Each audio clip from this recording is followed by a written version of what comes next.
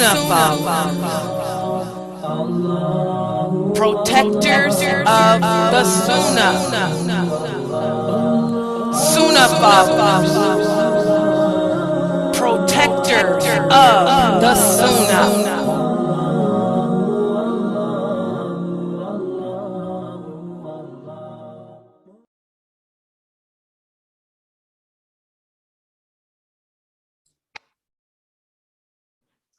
Alhamdulillah, wassalam, wassalam Allah, wa rasulullah.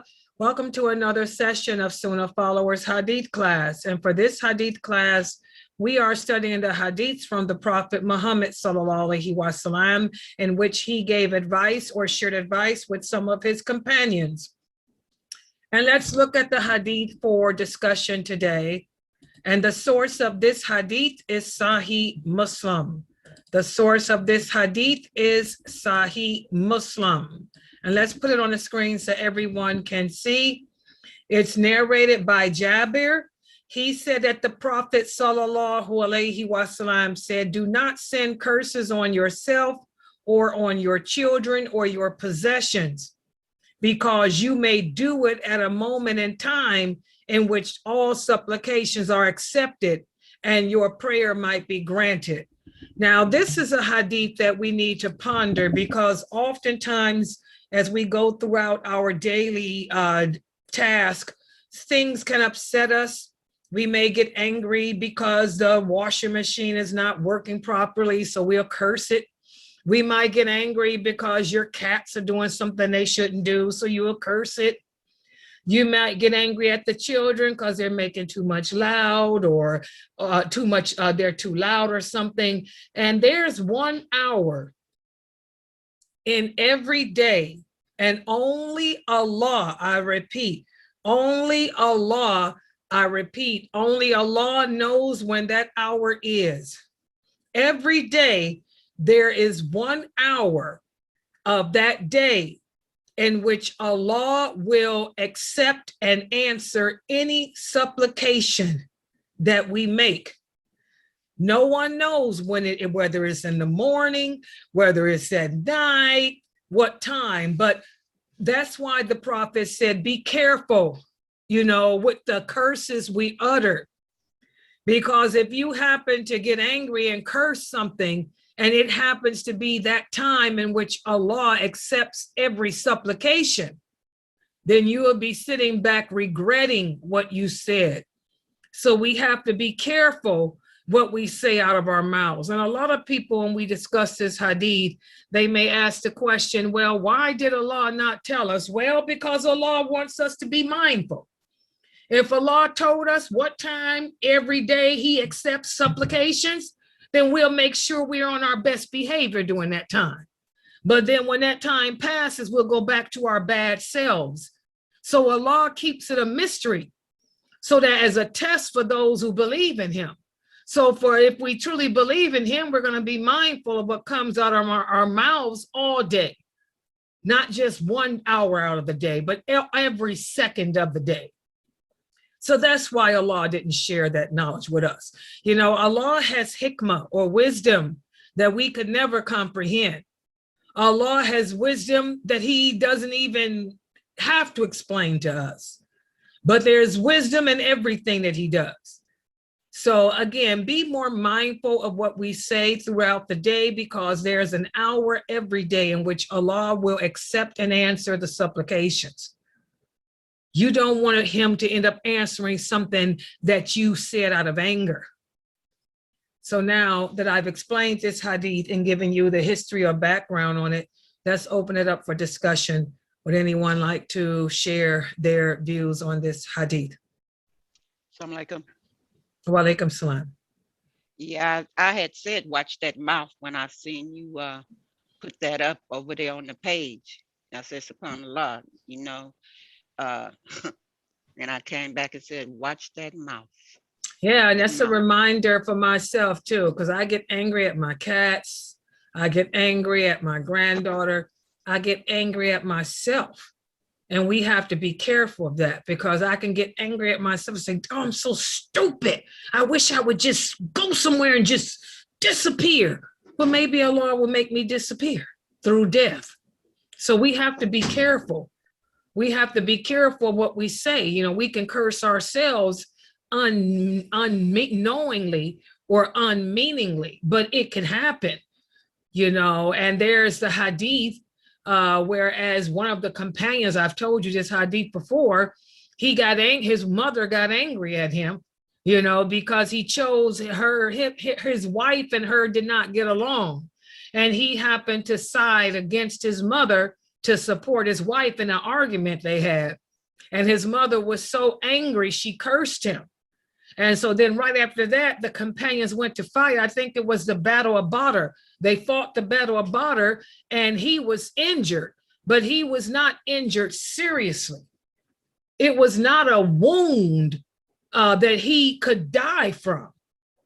However, he wasn't healing from it.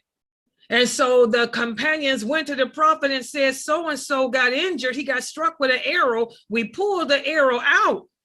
And it wasn't a life-threatening wound, but for some reason, he's not getting better.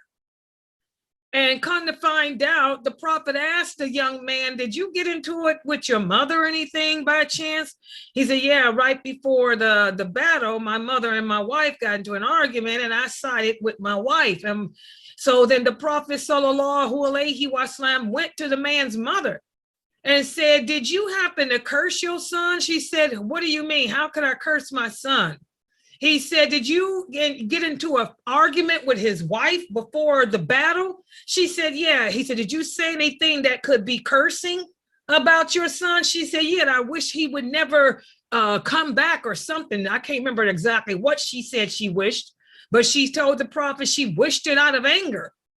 So the prophet told her, well, take away your curse because your son is not healing from his wound because of the curse you made. So she took back her curse and then his wound healed. And that's when the prophet said this. He said, we have to be careful. There's a certain time during every day in which Allah accepts all supplications. And if you can even say something out of spite or out of anger at that time, you end up cursing yourself or your children or your possessions. So as Amina Fresno said, we have to always be mindful of the tongue. As one of the companions said, no part of the body is more deserving of imprisonment than the tongue. Anyone else would like to share? Assalamu alaikum. Oh, alaikum salam, Sister Habib. So regarding this hadith, it's such a great reminder because we as human, like we sometimes forget to control our anger at the moment of being angry. So we're like so quick to allow our anger to get the best of us that like when the damage is done, we regret and feel bad about it. So we should just be careful of what we say when we're angry. And plus this hadith also reminds me of another hadith where the prophet said that like if one of you is angry while you're standing, then just sit down so your anger will cool down. Otherwise, like just go lay down or take a walk, just do something that's gonna like cool you down from being angry. Exactly, because the tongue is like a sword. You can lash out and harm, and then once you do the harm, you can't bring it back in. So we have to be careful of that. Yes, go ahead, Sister Isra. Assalamu alaikum, everyone. Wa alaikum salam. This hadith basically speaks to my soul because the reason why during the Tawheed class I joined from Facebook is because of my kids, and I don't want to end up, like losing my cool and start yelling at them and they yell back and stuff. And then I'm like, say the wrong things because I grew up around dysfunctional family and I'm trying to get away from that and improve. And so I'm like, it's better for me to just listen from Facebook and just answer as much as I can instead of, because the classes are being recorded and I don't want people to be distracted from my kids screaming. And it just feels like whenever I'm on the phone or I'm in class is when they just are, really hyped up and stuff. And that's why during Sunday sessions, they're never at home because I can never do my best. Oh, And right. like I get nervous, I can't do anything. So that's why they have to go to grandma's, or dad has to take them to the park or wherever it is that they have to go, because I'm trying to get away from the way that I was brought up, basically, because I want to do the best I can. I know that Allah will ask me of, you know, the way I brought them up and how I treated them. And I want them to treat me with respect when they grow up, you know. And so I watch what I say, because kids repeat what it is that you say, you know. So alhamdulillah. Exactly. And the good thing here is at least she is observant of herself. She knows what her strengths are. She knows what her weaknesses are. That's why she's one of my better students. She always evaluates herself, and she knows what she needs to work on within herself so as to not find herself in a compromising position. But how many else of us do that? Very few of us will know what our weaknesses are and then take the precautions like she does to not end up continuing with dysfunction or anything else. You know, subhanAllah. Go ahead, Sister Aisha. Assalamualaikum. Walaikum salam. This good hadith, because just like, you know, the prophet said, you know, you sometimes, you know, you can't trust someone, especially in an African household. They don't really know this kind of like the hadith about this, you know. They don't know that every time they say stuff about their children, that they will come back to their children. And it's just sad because sometimes I know some of like my like friends I have, they say their parents will wish the worst for them. They will wish them where they're like, you know, and that's they'll wish them like, I hope you never have kids. I hope, you know, you never get married, and this like this, that. And the next you know, the kid ain't getting married, or some of the people ain't even like having children because of that curse that their parents like brought upon them. And it's just sad when you think about it. And me, I learned about that like after, you know, I was on this website. I never knew that, you know, anything that comes out of your mouth at a certain sound, Allah can't grant it. So that's how I'm always like, whenever I'm angry, I'm always trying to calm myself down, and I like keep my mouth shut, because it's really hard to not say and some of the personal you want to say to people and wish like some things upon people because of that anger. Exactly. And, you know, like I said, a lot, and she's right about that. I've experienced that too, where, you know, people come from a dysfunctional families, and the parents are yelling and screaming and taking stuff out on the children because you can't pay the bills, or because the husband made you angry. So we'll say things, oh, I hope when you grow up, you don't have no kids, or I hope when you grow up, you don't ever have a husband. And then when your children grow up and you wonder why they can't be successful, you know, perhaps you made those curses at that time of the day when the prophet accepts the supplication. And then you wonder why your children grow up and blame you for their tragedies in life.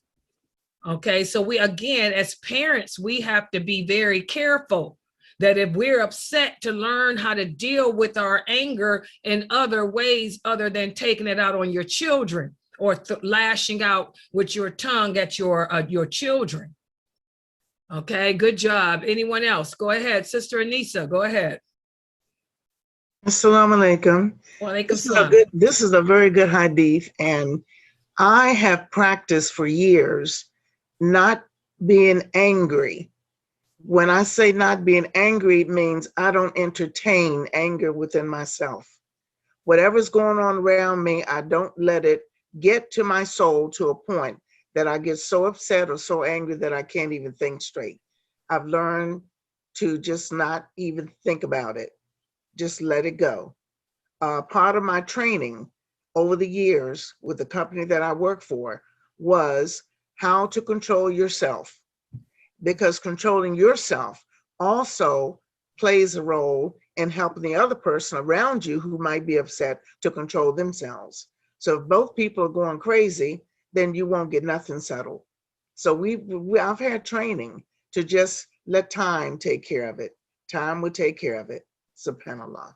And that's one thing about Anisa that all of us know. That's why we all love her so much. She doesn't let people get to her. You know, she can control her emotions better than most. And we've experienced that in person. when other people tried to break her. She was able to sit there and and be in the hot seat for a whole hour and a half, and two men could not break her. They couldn't break her down, and that's one thing that we love about her. She's not emotional as these other females are, and other people are. She tries to keep a very happy countenance about herself. She's always smiling. She always has good advice, and she's there to help whoever needs help. And when she sees people got issues, she reckons she has a lot of insight, which a lot of people don't have, but she has great insight into the human being. And she can recognize a negative person when she see it. And she knows how to back away and not allow that negativity to impact her. And that's something that we all need to work on. But that comes with age too. Anisa is one of our older people here. And mashallah, that's a sign that Allah loves you when he allows you to live a long age. And she's lived long enough to know, like she said, how to control herself. Can we do that? How many of us can do that? That's the question. Very few. Okay, good job. Thank you for sharing that. Go ahead, Sister Naruto. Assalamu alaikum. Wa alaikum salam. Here she go with that mic.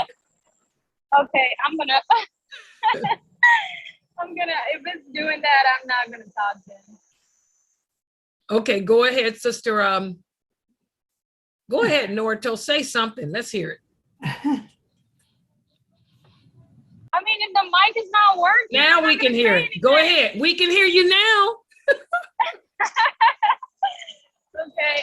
What I take from this hadith is that, especially with these like African parents, just like, Sister Israel mentioned, we do come from a dysfunctional family.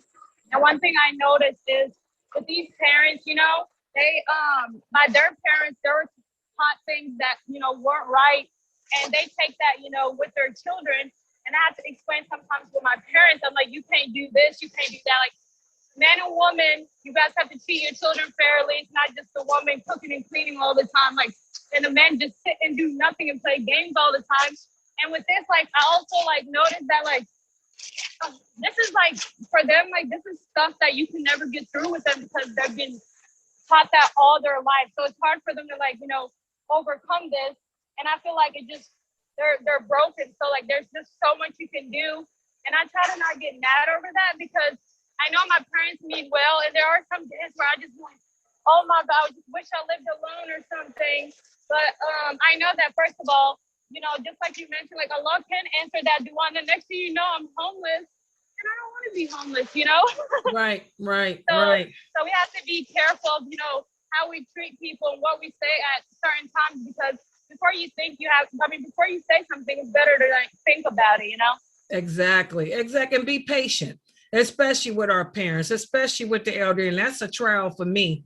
You guys know patience has always been one of my weakest characteristics, but I've gotten better over the years. In fact, I shocked myself this past year alone. I've shocked myself at how patient I've been, but I've had the support of Anisa and Amina Fresno and Latifa and Norto and all the rest of you. So that's probably how I did so much better this year with patience. But we have to learn to be patient with our parents, patient with our children, patient with our co-workers, patient with our neighbors. Understand that people come from different walks of life. As Sister Amina Fresno says, people comes from different trials and different backgrounds. And some of their trials and backgrounds were dark, and have impacted them. So we have to be patient, and not think that everyone is like us. We all have a different story, to walk to and to talk to, so we have to just learn to implement patience with each other and be more mindful of what we say to people. Kindness goes a lot farther than anger, and insults. We're going to have to learn to be more kind to one another. Yes, go ahead, Sister Sabrina. That thing, what you said earlier, brings to me what I had read a long time ago in a hadith about a mother who wanted the attention of her son, and her son he had went up to the mountains and he wouldn't come down. All he would do is stay up in the mountains and pray and fast. And he still wouldn't come down, not even to see his mother, and she became angry with him. And she became so angry. She said, I hope you never come down. I hope you marry. She was really angry. I hope you marry a prostitute or something like that. And it was really, she was just angry, And then what happened was, her son didn't come down, and she was so sad, and she was so brokenhearted because she loved her son and she wanted to see him again, but she didn't. And so it just let us know that might have been one of the times when Allah saw her, and heard her, and answered that prayer. But it was unfortunate for her. And I try to think about what I say a lot of times now than when I did when I was younger. When I was a younger woman, if I was angry, no telling what might come out of my mouth, and then I would regret it. And I'd be like, oh no, what am I gonna do now? I gotta, so I will regret it. And exactly. And that's the story of Juraj. And that's a very famous story. Juraj, his mother was mad because he praying instead of answering her call. And then a prostitute accused him of getting her pregnant. And the people came and destroyed his praying place up and were going to kill him. But Allah allowed the baby to speak, from the infant to speak, and the infant spoke and said that Juraj was not the father, but the goat herder was. But yes, and that's what that hadith was about. That mother, as Sister Sabrine said, made that supplication at the wrong time. She got so angry at her son as she cursed him at that moment of the day when Allah accepts and hears all supplications. And her son ended up having to go through almost losing his life, being slandered and accused, of adultery when he didn't do it. Okay, so again, another example, we have to be mindful, control that anger. Don't allow it to get the better of us, as those companions used to stress to each other, the tongue, the tongue, the tongue. I remember there's another hadith whereas once Umar was walking home from the mosque, and he saw Abu Bakr sitting in the road, pulling his tongue. And Umar ran up to him and grabbed him and said, Abu Bakr, have you lost your mind? What are you doing? And Abu Bakr said, the tongue, the tongue, the tongue. If anything needs to be in prison, the tongue, because Abu Bakr had said something out of his mouth to hurt another person's feelings that he didn't mean to say. So again, but that's how the companions, they were the best of us. They were the best of this nation. They took this deen so serious. They were mindful of their actions, mindful of their speech. If they hurt somebody, they would, like Abu Bakr, pulling his tongue, trying to snatch it out. How many of us would do that? Yes. Anyone else would like to share? And again, let me put walaikum salam. Go ahead, Sister Zaytun. It's like you said, growing up, patience was not my plus point for me too.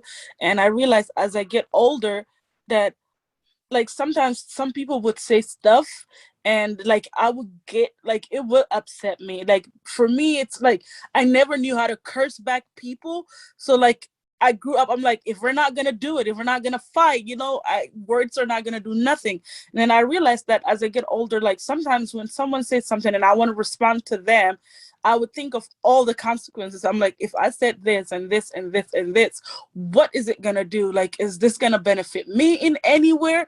Is this, what if, like, and then you don't realize sometimes that when you cool down, you feel stupid. You're like, what? Why did I even say that? Or sometimes words, you can't take them back. So I'm like, if I know it's not going to do nothing good, I will write it down in my notes, the stuff I want to say. I will write it, like say, scream, whatever I have to do, and then delete it and then move on and never say anything to the person unless it's someone that's very close to me and their action really hurt me. And then I will be like, hey, what you did, this and this really hurt me and I didn't appreciate that.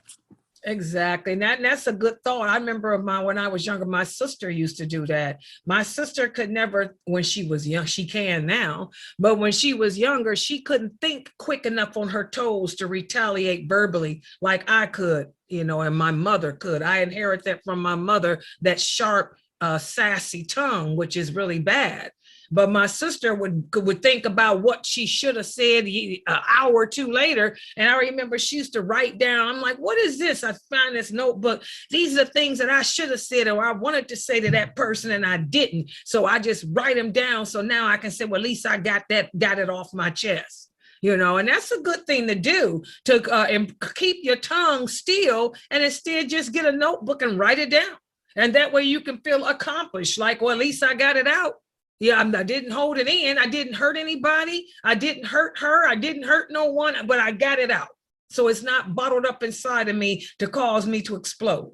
That's a good idea to do when we get angry. Just write down how we feel. Write down what we wish we had said or what we could say rather than hurt that person's feelings.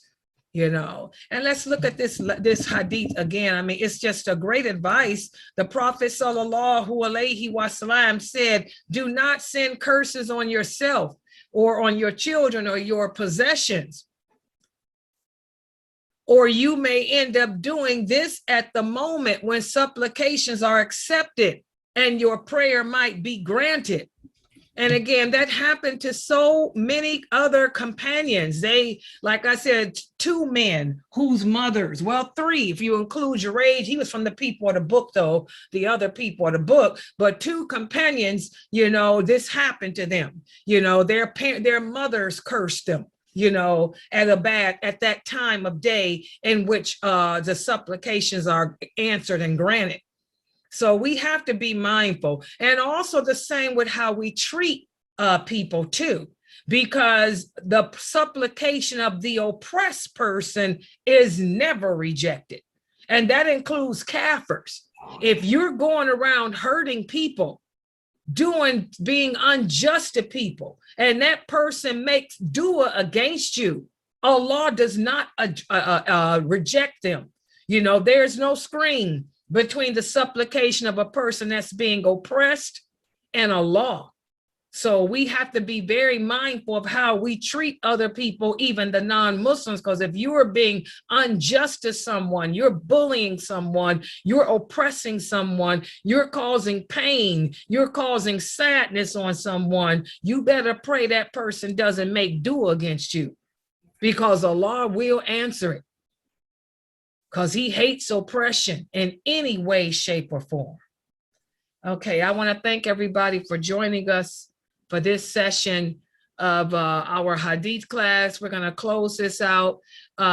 Just to let you guys know, there's a class tomorrow morning at 8:30 a.m. Eastern Standard Time. Dr. Ibrahim Jamali is doing a lecture explaining Surah al-Fatiha, the true meaning of the Fatiha, and that will be on his Facebook page. If any of you happen to be up at 8:30 a.m., very few of you will be, because I know most of us are night owls. You can, if you want to hear him break down to his students the meaning of that Fatiha, you can listen to it.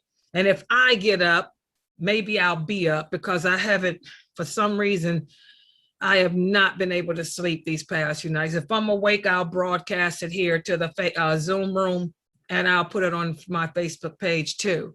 But I think that that'll be great for us to hear the meaning of El-Fatiha, because remember, there is no prayer that your prayers are not accepted unless you recite El-Fatiha in every rakat. And I'm going to post the schedule up too tonight. I know I haven't been posting up the schedule because I haven't been feeling like doing my classes all week, but I've been doing them. But so I haven't felt like doing it, but I'm going to put the schedule up tonight because I want to make sure everybody knows about Jamali's class tomorrow at 8:30. And also he's doing the Minhaj. Dr. Jamali is doing his Minhaj class tomorrow at 8 p.m. And from what you guys have depressed and shown me the other day, we all need to be a part of the minhaj class, because that minhaj of the Muslim is the Aqidah. Aqidah. He's talking about belief in the hereafter. The last chapter he covered last week was Judgment Day. What happens on the day of judgment? And since most of you had a hard time with that on a quiz day for yesterday, make sure that you guys are here for his minhaj class. It'll be at 8 p.m. at tomorrow night. It'll be after my Tawheed class. We need to start listening to those Aqidah classes.